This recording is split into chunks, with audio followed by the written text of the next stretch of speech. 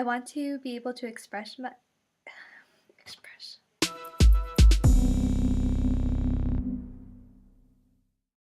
We have all been exposed to public shaming, whether participating in it, witnessing it, or being a victim of it. However, if you're still unaware of what public shaming is, it is usually when a person or a group of people are shaming another person in a public area, such as in public or online. Some examples of people who have been publicly shamed recently are Jordan Woods, Felicity Huffman, and Logan Paul.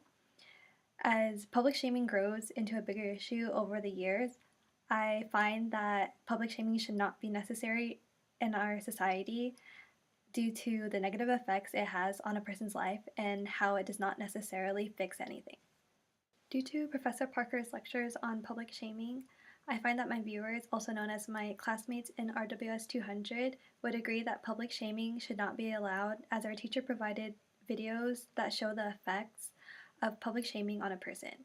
Before this, however, I believe that the audience would have been okay with public shaming as it has become some sort of norm in our society. Being social media users, however, they might voice their opinions without educating themselves on the topic and believing in the one source that they might have read. For almost an entire month, I have been researching on the pros and the cons of public shaming by analyzing peer-reviewed journals from the online database at San Diego State University and also from articles by organizations that specialize on the effects of public shaming. Even though I have researched on the topic, I know I'm not an expert on public shaming, especially since there's a lot that I need to learn about and that the issue is fairly new, so there's more research that's being done. I want to be able to express my opinion on public shaming and how it must be reduced in order to decrease the effects it has on the person who is publicly shamed by sharing what I have learned. Overall, I want to be able to bring awareness to public shaming and how it is an issue that needs to be reduced and solved for the greater good of our society. Going over 4 reasons why I believe public shaming is not necessary. The first reason is that public shaming has become a bigger issue due to social media. According to Chris Ingram and Joshua Reeves from the Department of Communication at North Carolina State University, new media, such as social media, of course, has not only allowed public shaming to become more prominent, but it has also made people feel more powerful. Due to this finding, I feel like public shaming may become too hard to control if we don't make a change now. Another reason is that people tend to believe that public shaming is necessary to belittle and put corrupt people in their place. However, a study from Peking University and Cornell University in the scholarly journal Computers and Human Behavior show how public shamers tend to have high socioeconomic statuses. This shows that it is not the corrupt people that are being put in their place, but rather they are the ones abusing their power to belittle other people, which is contrary to popular belief. Reason: public shaming ruins the victim's life psychologically while invading their privacy. Mental issues arise when people are publicly shamed.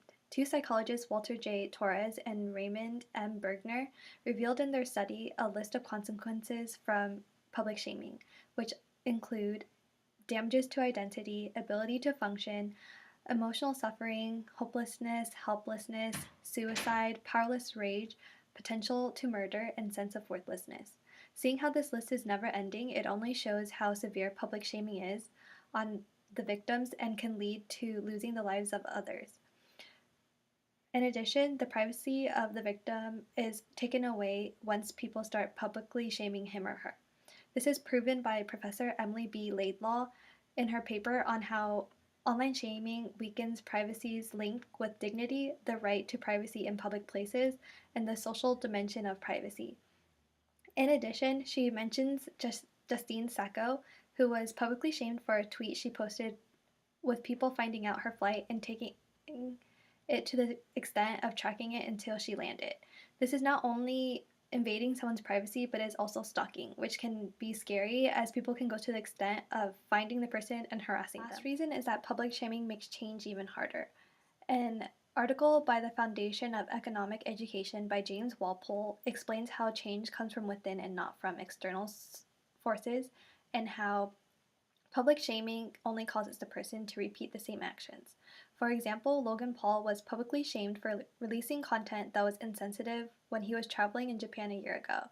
He once again was insensitive when he stated in his podcast that he was going to go gay for a month, insulting people for making it seem that being homosexual is a choice. More awareness needs to be done in order to stop public shaming, as it has been getting out of hand, especially with younger generations joining social media at such young ages. This leads to the young being more prominent victims of public shaming, as their mistakes end up online. And in more extreme cases, according to Sue Sheff from Psychology Today, leading the youth to commit suicide as they are unable to handle the stress that is associated with public shaming.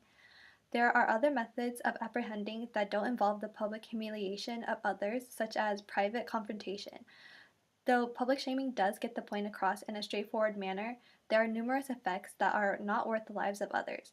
In this generation where social media has become a major part of the lives of today's youth and can have severe consequences, public shaming must come to an end.